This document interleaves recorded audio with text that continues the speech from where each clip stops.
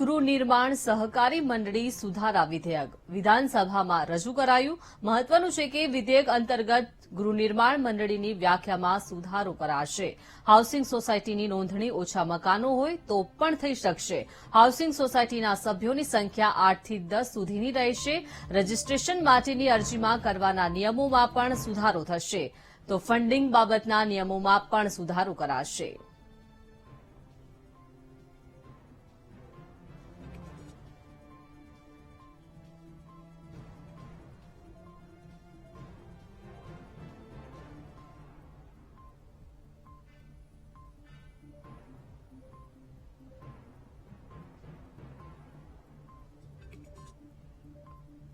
તો ગુજરાત ગૃહ નિર્માણ સહકારી મંડળી સુધારા વિધેયક વિધાનસભામાં રજૂ કરવામાં આવ્યું છે।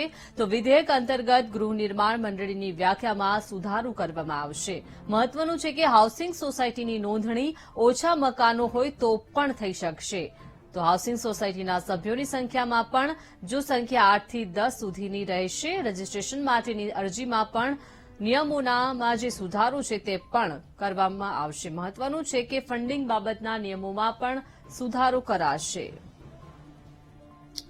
વધુ માહિતી મેળવીએ સંવાદદાતા મેહુલ પાસેથી। જી મેહુલ, શું વધુ વિગત?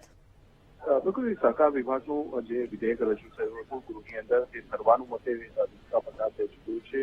જે આ વિધેયક પસાર થવાથી નિયમોમાં ફેરફાર થશે। ખાસ તો હાઉસિંગ સોસાયટીઓ જે છે તેના સંદર્ભમાં આ વિધેયક જે છે તે લાવવામાં આવ્યું હતું। હાઉસિંગ સોસાયટીઓની અંદર જે સભ્યોની સંખ્યા હોય છે સોસાયટીની રચના કરવા માટે તે 10 થી ઘટાડી 8 કરવામાં આવી છે।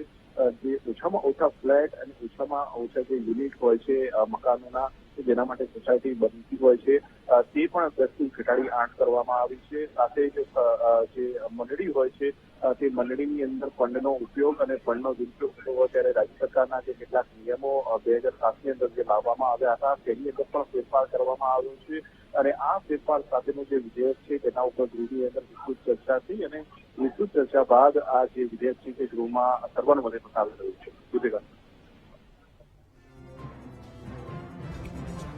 જી આભાર મેહુલ, સમગ્ર વિગત આપવા બદલ।